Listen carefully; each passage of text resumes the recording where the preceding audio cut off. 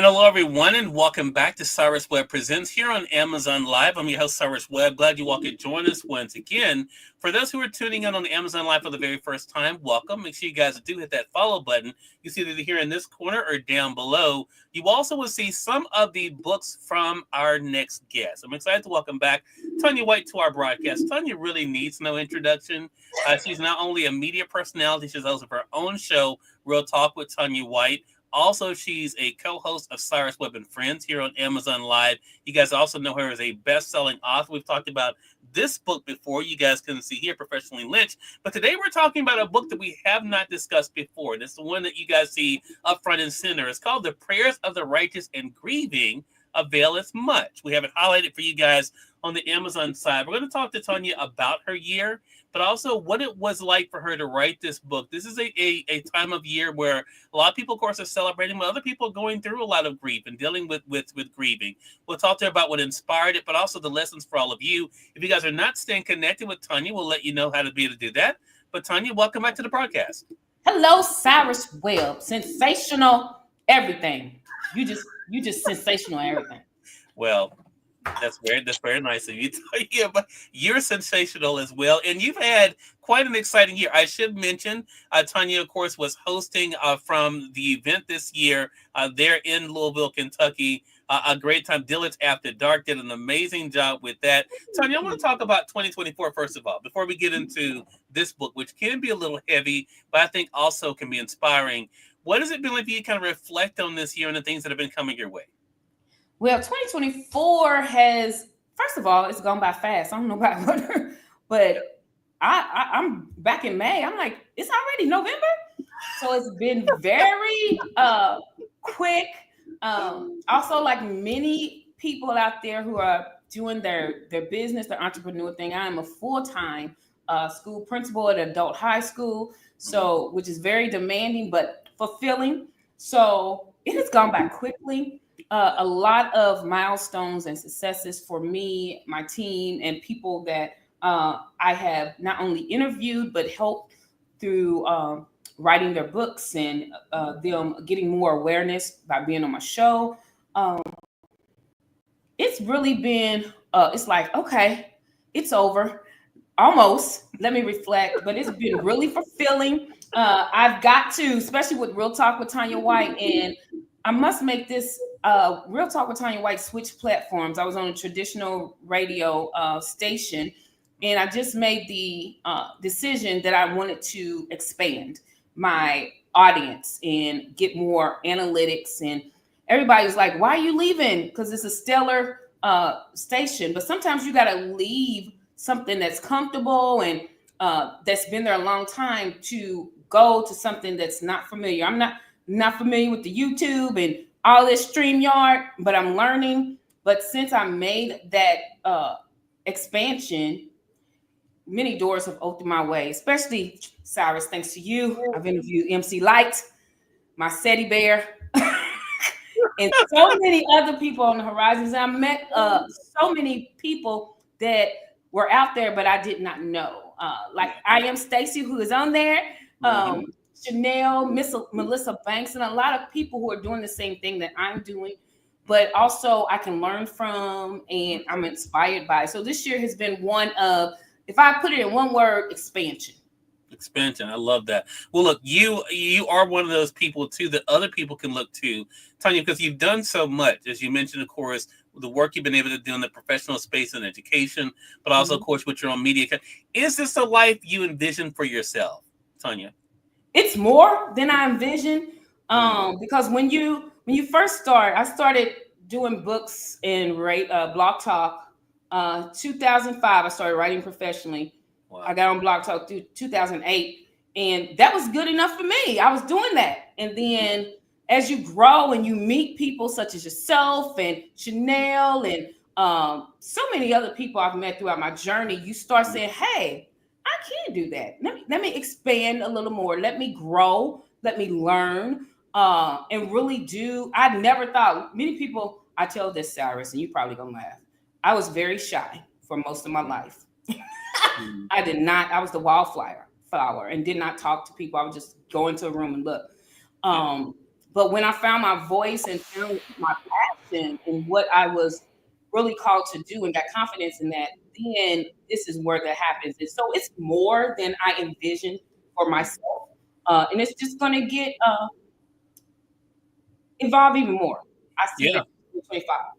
Yeah, I totally agree. And I'm excited about being a part of that with you as well and seeing how you've been able to inspire other people. We're going to come back to that. Stacy says, thank you, beautiful. She also says, exactly sounds like she's doing amazing things, and you are. And I'm so glad you mentioned something that a lot of people may not know, Mhm. Tanya, and that is that you not only are a best-selling author yourself, but you've been able to help other people. What is it that has made you want to help other people tell their stories? Well, because I'm a book nerd at heart, first of all. You know that. Sarah, Mhm. you're a big nerd too. I in high school, I was that one, let's read a book and let's write about it. And so finding your voice through writing was not only therapeutic, but it's liberating. And so Yeah. when people tell me their stories, especially I tell people, don't come around me telling me you want to write a book, because now I'm your accountability person. Because Yeah. now I'm gonna encourage you and tell you and connect you with people who know how to do it. So for me, it's not only I get excited when people say I want to write a book, but also when I hear their story behind it, I'm like, yeah. And people don't know, you don't become a millionaire writing a book and becoming an author. What you do is get your story out there for people who need to hear your story, that you will never meet most of the time, and it creates other opportunities for you to build on. And so that's the passion, the thrill I get when people say, hey, I want to write a book. I'm doing another anthology on grief. It's going to be centered on grief with co-authors, and then I just got off the phone with some of them, and just hearing their stories, I was like, oh my God, this is so wonderful. And so many people need to hear your story, and you need to create a space for them to hear it, and you'll never meet them. So that's the thrill I get. Just having people expand themselves and know that they can do things that they've dreamed about, even though they haven't seen it in their inner circle. Yeah, love that. Melanie says on Facebook says yes. Want to say get some shout outs on Instagram. Hello to you. Jason Door, hello to you. Good to be able to see you from American Idol. Good to be able to see you over there on IG. We have Betty O'Brien. Hello to you. Lisa Faye. Hello to you. And that's the other thing. You give people permission. We're going to get more into that as we talk about this book, Tanya. Permission to tell their stories and to be okay telling their stories. You did it with this book, Professionally Lynched, that we can see here, and walking through some of the things that you went through in the workplace, but you definitely have done it in this book, which is The Prayers of the Righteous and Grieving Availeth Much. What is it like for you to be so vulnerable? Because that's one thing about your writing. You're very vulnerable in your writing. What does it feel like for you to be so vulnerable and to see the connections you're making through that? First of all, Cyrus, it's free therapy for me, okay? It is when I'm writing, it's a one-on-one therapy session where I'm not hearing anybody's guidance. Now, I love therapy. I'm in therapy. But when you get one-on-one with yourself and take all the advice that your therapist has told you, and then you got to put it into action, you Mm-hmm. got to deal with it. That is what I'm talking about. It's very therapeutic. Yeah. And it's a growth experience, because especially writing and looking back with this book on grief. Now, it started as me writing my experience when I lost my fiance in 2021, and the things that were going on through that grief. But I had to go back and deal with some not just unresolved grief, but some points that I dealt with when I lost my dad and my mom, and how it connected. When you suppress grief, it comes out even greater in other things. And Yeah. so that's what this helped me do, is realize, hey, you didn't deal with that. Because we're taught, especially as African Americans, faith based, when somebody dies, oh, they're in a better place. Your faith is going to get you through. Yeah, I know that, but I'm human too. And Yeah. so that's what the subtitle is: balancing your spiritual faith and human feelings during death and other loss. You have to also remember your faith, but also, hey, I'm human. I can cry.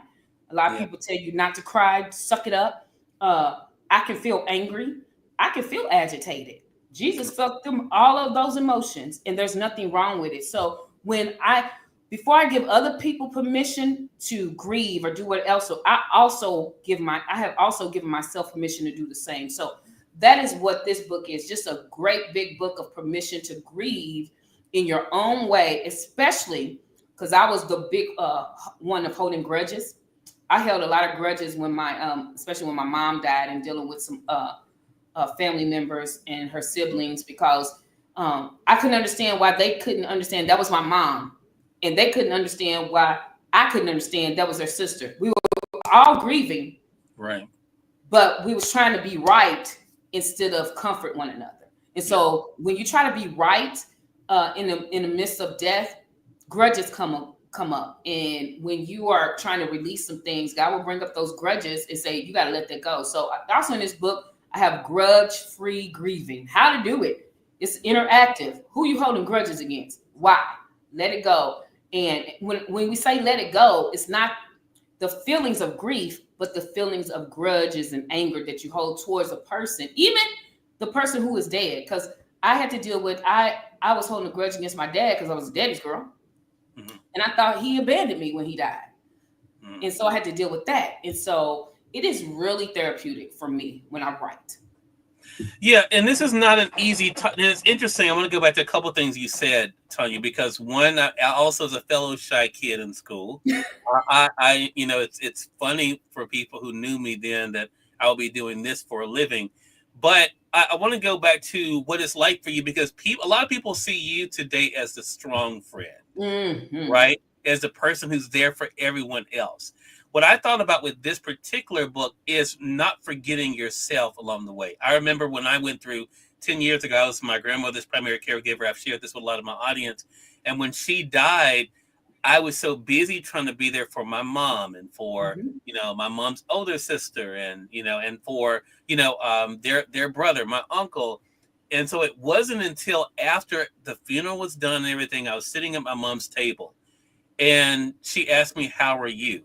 And I just broke down because no one had asked me how I was doing, because I was so busy trying to be there for everyone and support everyone else through everything. So what has that been like for you to kind of strip yourself down, Tanya, and to show that even though you can be a person of strength, that you also have your moments where you need someone to be strong for you?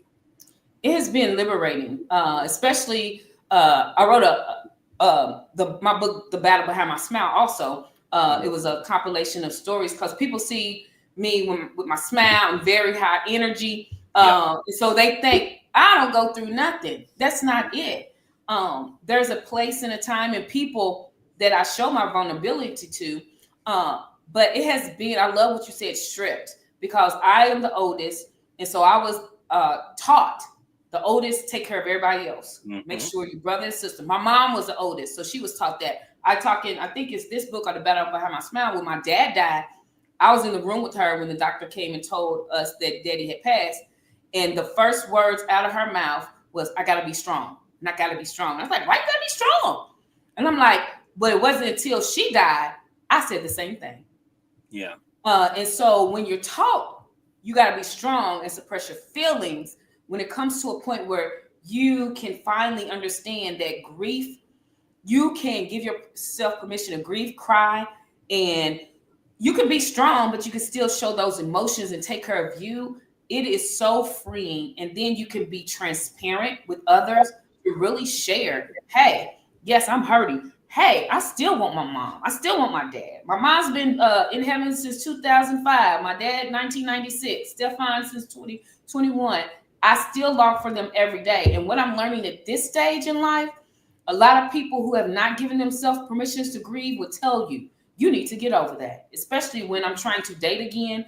And I share, because when you talk about you trying to get to know somebody, you talk about past things. So when somebody dies, if somebody's not strong enough to understand that that person who is no longer here is still a part of who you're meeting today, they haven't understand the grief. The grief is daily. And as Justin Campbell said, he would visit our school this week. He said, it doesn't go away, it evolves. And so when grief evolves, you can't tell somebody, get over it, they're gone. No, they're not, because their spirit, everything that they taught you, everything that they poured into you is a part of who you are. Yeah. You say in this book, and you give almost a prayer.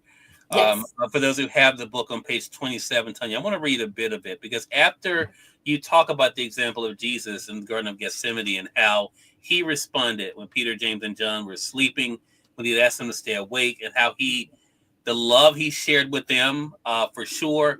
But you say this after talking about how Jesus was. You said there's a prayer for the righteous and grieving while being agitated by others' action. Lord, my emotions are swirling. Sometimes they seem uncontrollable. I am disappointed in the actions of those I thought I could depend upon, whether intentionally or unintentionally.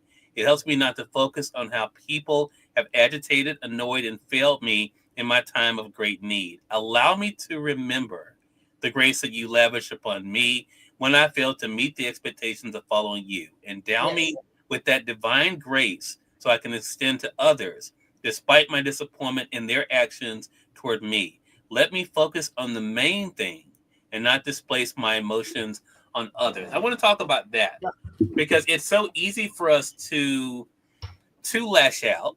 It's Yeah. so easy for us to want to, as you were talking about earlier, blame someone or to put that anger on someone. How did looking at how Jesus dealt with grief, how did looking at that help you in your perspective, Tanya? Woo! I told you it was that mirror. You can't run from the mirror. And so, really, and if you're a writer, you know this, as you're writing from a place of truth and transparency, you're going to deal with you on the words you're writing for others. And so, as I'm writing those, I had to deal with it. Not even with the loss of someone I love, but that book right next to you, Professionally Lynched, on the loss of some opportunities and jobs. That's what that prayer is for also. So you won't take grudges into the next situation. And a lot of us stifle our success, or we stay stagnant because we don't recognize that we displace some emotions upon others who either look like the person who hurt us, who said something that triggered an emotion of the time that they hurt us. And that can ruin opportunities. It can ruin relationships. So that prayer is just not for death. It's for disappointment of jobs, of opportunities, of relationships, because you don't want to take that into the next opportunity or relationship. You want everything to be on a fresh slate. And so it was just a look at me to understand, first of all, I'm human, just like Jesus. And it's okay, because the church will tell you, you can't act that way. That's not what Jesus did. Jesus turned up the table when he was mad at one point. He said, I'm disappointed. He got disappointed in his friends. So you have to understand and really dig deeper that Jesus was not only divine, but he was human. And we have to really say, hey, I am human like Jesus. Yes, I make mistakes, but I can learn how to be more like Jesus if I really be truthful with who Jesus was and how he acted, especially at the most vulnerable time of his life in the Garden of Gethsemane. So true.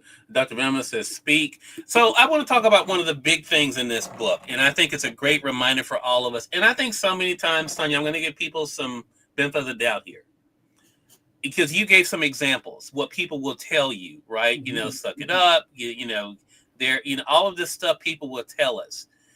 But what I have come to realize for myself dealing with grief in my life, and what you've talked about, and what I think our audience can, is that we all grieve differently. Yes. Right? All of us grieve differently. And I think to give ourselves permission to know that and accept it. Mm-hmm. I asked you earlier about freedom. I want to ask you, how freeing is that to know that just because someone else may seem to bounce back quickly from loss, how has that freed you to know that you can take the time you need to sit in that, but also to deal with that? Oh, it's very freeing. I'm over 50, so there's a certain mindset, especially with that comes with age. When Stefan died, he died 6 weeks after I relocated to Indianapolis. We had dated for 16 months during the pandemic, so I spent most of my time in Indianapolis. But when we made that, okay, we're gonna take it to the next step. literally the week I relocated there, we got the news that his cancer had come back and it was inoperable, and they put him in hospice. So our faith was like tested. We cried and said why, and we had some great conversations that I didn't get to have when my mom died, when she died of lung cancer, and I didn't even get to have because my dad walked out on a Monday, and then he was passed away a couple of hours going to dialysis. So it is freeing to know that I can grieve the way I want to. Some people like, oh, especially when it comes to an illness, they're in a better place. Yeah, we know they're in a better place, but I don't need to hear that right now. And I can tell you, I don't need to hear that right now. Yeah. And so what was freeing is that as you grow and understand that you can give yourself permission to grieve, and you can grieve in your own way. There's no right or wrong way. Also in this book, I said there's no stages of grief, because a stage says that you finish one and then you go to the next. Nope, there are waves of grief, because you can have anger, denial, all at the same time, all at the same moment. And so there are waves of grief, and it's okay. Nobody, until like right now, I know some people who've lost their significant others. I can identify with their experience, but I can't say I know how you feel, because I don't know how they feel, because I can only tell how I felt when I lost Stefan. I can identify with your loss, but I cannot say I know how you feel. That is not, because there are so many other things that we don't see when people are grieving. There's none of our business, but we should allow them to grieve and sometimes, Cyrus, you know what? It's okay not to say not one word. Okay. Right. A lot of us think that we're forced to give advice and say something. The best thing that my friend, shout out one of my best friends, Marie Clay, she did not say anything when I came back. She said, you know what? You feel up to going, because we are very much pampering. So we go to massages and she said, you up to doing that? And I said, yes. And so she even gave me permission. She's like, when the day comes and you don't feel like it, it's okay to tell me you don't feel like it. But she just took me out, and we just had a day of spa. I did that. She would call me and say, hey, you want to go for a walk? She didn't ask me how I feel or ask me how I was doing. Just being there and getting me moving and understand how what I needed, and giving me permission. Even if I said yes, I can change my mind. And we got to tell people that as well. Yeah. Yes, it is the same as going through a divorce. Yes. Yeah. And I think that connection, shout out to you, Cayman Kelly. I see you over there on IG. Hey, Angela Anderson Presents. Good to see you as well. This is such a great conversation, Tanya, because it's one, people don't expect of you. Again, they're used to seeing you so lively and bubbly and smiling and just enjoying life. But the realness that you've been able to share in this book, I think really makes it such a connection. Again, for those who are just tuning in, you're watching Cyrus Webb Presents here on Amazon Live. We're talking to Tanya White about this book, The Prayers of the Righteous and Grieving Availeth Much, that she released literally a year, Tanya, it seems like, after the loss of Stefan. But a book that continues to be so timely. Also, of course, she referenced this book, Professionally Lynched. I want to highlight for you guys on the Amazon side as well. It's available. Both of these books are available. And Tanya, you mentioned an anthology. So is that something you're working on now, an anthology about grief? Yes, I did one in 2022 called The Battle Behind My Smile with 16 authors. I'm going to do actually finalizing the co-authors as we speak, The Battle Behind My Grief. And so there are certain co-authors that come in and talking about different levels of grief, not just the loss of someone physically, but women. One is talking about the loss of having a productive womb, so she couldn't have children. And so different stories of grief that's coming out in May 2025. And so because grief is not just seasonal, it's every second of every day. But especially during the holidays, such as Thanksgiving and Christmas, it's very heavy. So we're going to grief is one of the messages that I want to share, probably until I don't feel a passion to share it anymore. But once you get free to grieve the way that you know is best for you, then you will be liberated. I love what you said, stripped of all the roles, all the expectations, all the myths, and things that people tell you, to just be free to grieve. And it's okay. It's okay. It's not that you're stuck in wanting that person back. You are really just celebrating their life and how they impacted you. And I want to talk to those who have lost significant others, who are trying to date again. If someone doesn't want you to share that part of your life that you had with the other person who is gone, that's not the person for you. Because grief is not, it's not, oh, now I'm dating somebody and I totally forget the love and experience that the person who is gone helped me to grow with. That's not the person for you, because grief is celebrating the person, how they poured into you, the impact they made, and the impact they're still making as you grow as a person. Love that. Powerful, Tanya. So glad we had this conversation. A different type of conversation for us, but it's one that's definitely needed for sure. Get everyone Tanya White, media personality, best-selling author, publisher, and all-around great individual, talking with us about her year, but also her 2 books you guys see on Amazon. Tanya, let our audience know, how can they stay connected with you? On Facebook, YouTube, Instagram, Real Talk with Tanya White. Y'all know Tanya is spelled Tanya. White is in the color. And on LinkedIn, Tanya White, KY, as in for Kentucky. And then Real Talk with Tanya White airs Tuesdays and Thursday at 7 p.m. Eastern Standard Time on all those social media simultaneously. And we have some real talk about real issues to what? Enhance your real life. All right. Love it. Dr. Vam says, good conversation. Thank you for that, Dr. Vam. I'm glad you all could watch us. And we thank your audience for tuning in to another great segment of Cyrus Webb Presents. Until next time, you all make it a great one. We'll talk to you soon. Take care. Bye.